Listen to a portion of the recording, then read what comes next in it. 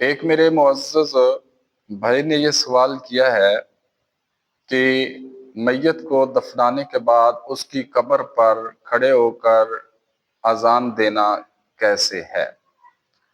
تو اس کا جواب یہ ہے کہ یہ مولویوں کی اپنی اختراع ہے، قرآن و حدیث میں اس کا کوئی ثبوت نہیں، اور یہ عمل بھی صحابہ اکرام، ائمہ دین اور نبی پاک صلی اللہ علیہ وآلہ وسلم سے ثابت نہیں ہے۔